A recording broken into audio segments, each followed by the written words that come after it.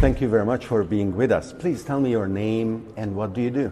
So my name is Carl Runefeld, and I make content online about crypto, about Bitcoin, on YouTube and Twitter. I have 1 million followers across these platforms and make daily content. But you are known with a different handle on Riot. Yeah, so my YouTube channel is called The Moon, and I'm also known as The Moon over on Twitter. On Instagram, I'm Carl Runefeld. How did you get into crypto? Well, if I were to start from the very, very beginning, I was working in a grocery store in Sweden, and I was just having like a normal life, and I decided when I was working there that I wanted to make something good. I wanted to become successful and rich. I wanted to travel the world. So I started to change my mindset. I just started to visualize my dreams. I started to visualize flying private jets, visualizing just like abundance, money, yachts, and traveling. And I started to just get more in tune to that future that I thought was going to happen to me. So I started to believe in this future, and everything just changed. I started to look for opportunities, I found opportunities, I grabbed opportunities, and eventually I found Bitcoin, and I realized that this is what I'm going to do. I have passion for Bitcoin, and but yeah, it all started with like a mindset shift and me just deciding that I am going to be successful, and I had no clue with what, but I just knew that I will be successful, and I'll just let the universe tell me what I'm going to do. And as you started doing what you were doing, was it working right away? And did you have 1 million followers the next day? Or if not, how did it develop? Yeah, so in the beginning, or before I went into crypto, I tried a couple of other businesses. I tried to do e-commerce, selling things online, but I didn't really feel any passion for it, so I quickly stopped. And then for a few weeks or so, I kind of didn't know what to do. But I was researching about Bitcoin parallel with this e-com stuff, and eventually I thought maybe I can start a YouTube channel with crypto, learn more about crypto and teach people about crypto, and then I can sell like t-shirts with Bitcoin on it, because I had this like e-commerce think about it. So I started the YouTube channel and I started making videos, and eventually I just had so much fun making the videos itself that I forgot about the whole monetization thing. I didn't really care about selling stuff anymore. I just wanted to make these videos because it was so much fun. And I made zero money for the first 6-7 months of YouTube, because you have to activate the monetization, and I couldn't do that. So it took some time for that, and I just realized that I found my passion, and then it just grew from there. So it was on one hand your ability to be resilient and work through failure with e-commerce that just didn't work out. On the other hand, it was also that when you recognized the passion and the talent being aligned, that it clicked. You just felt it was right. Yeah. So a lot of people who invest in YouTube feel ambivalent about what they can do and what their followers pretend they should be doing. How do you resolve that tension? Do you feel autonomy and self-empowerment, or do you feel exposed and beholden to your followers? I think that what I do on YouTube and Twitter, I just do basically what I would want to watch myself. I always just try to make content that I would enjoy watching myself, and I can always see what people enjoy watching and what they don't enjoy watching. You can see the likes, if they go up or down. So if I make a tweet that only gets like 100 likes, then I'm just never going to tweet like that again, because I know that people don't like that tweet. If I get a tweet that got 3,000 or 5,000 likes, then now I know this is something that people enjoy, so I'll just make more of that. Basically, I take a successful tweet, and then I can remodel it, and I can make 10 other tweets out of it and post that over the next few months. Basically, I just try to take proven concepts and just remodel them and recycle them. And it can also be from other influencers. I can get inspired by someone.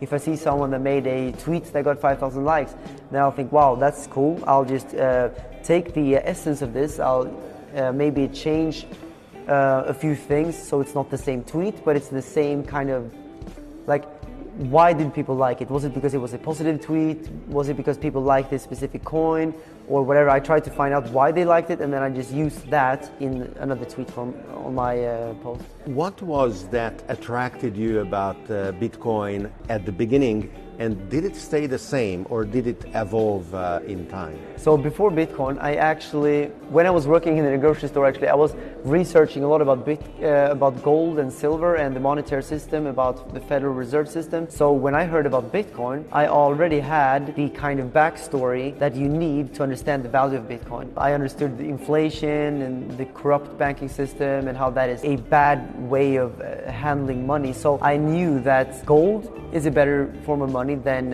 fiat. And I understood as soon as I heard about Bitcoin that Bitcoin is better than gold. So for me, it was very obvious at the first 1 hour of research that this is absolutely a fantastic idea. And in the next few weeks after hearing about Bitcoin, I was completely convinced. So your life changed and you represent a wonderful success story.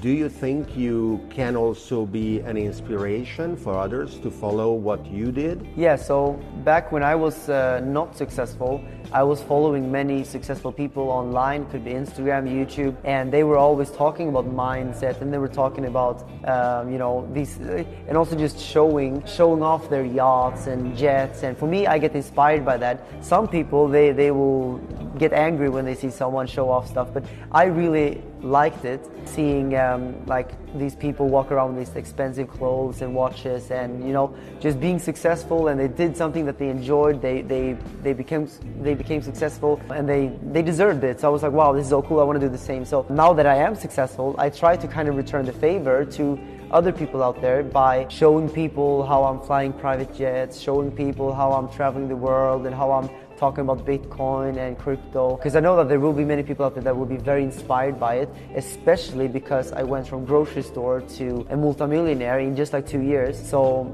I know that I can inspire people to understand that it is possible. This lifestyle is not something that only happens to people in the movies or something. It's actually anyone can do it, and it can happen very fast if you just switch your mindset. So that is a wonderful inspiration for many, and it will for sure generate other people who will be successful through it. Where do you see yourself in 5 years or 10 years?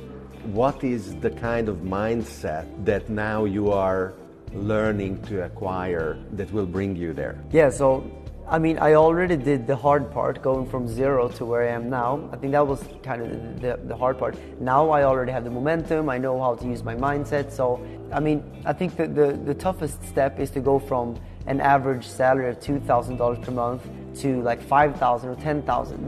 That's the hard part, because you have to realize that you have to change your mindset, you have to change your whole way of thinking. But as soon as you have the way of thinking, I think that any other goal above that is just a natural progression. So as soon as I made $10,000 a month, I knew that, okay, next goal is going to be $50,000, next goal $300,000. And the same is now. I have new goals. It's not only about money though. It's also friendship goals. It's about relationship goals and happiness and well-being. But if I focus more on the success now, or the money, I want to have my own companies. I am already starting up companies now, and I want to have X amount of employees, and I want to have a good structure. And are these initiatives around the Bitcoin or blockchain as well? Yeah, it's all crypto. Okay, and where can people find out more about them? It would be natural for them to feel that the tenacity that you put in the first part will reflect on the probability of the success of the other part as well. So how can they either find out or participate in your new projects? Yeah, so the first company is called Bitcoin Census, so bitcoincensus.com. There's also a YouTube channel connected to it, where we are comparing crypto exchanges against each other, comparing fees so people can choose the best exchange that suits them. And then we just started another company right now called Casta, where we're having a centralized peer-to-peer payments with crypto. So people on a peer-to-peer basis can pay zero fees when they send money between each other. So if you send $1 or $5 of Bitcoin, if you use on-chain transactions, you cannot send it because the transaction fee will be too high. But in this way, people can actually send money between each other. And also wealth management, they can make interest on their deposits. And there's going to be a whole variety of cool things lined up, crypto card and whatnot. But it's not launched yet, but it is going to come up very, very soon. And it's Kasta.io, so Kasta.io. Well, thank you very much, and good luck with these new initiatives, as well as the evolution of your mindset from success to friendship to building a solid future. Thank you.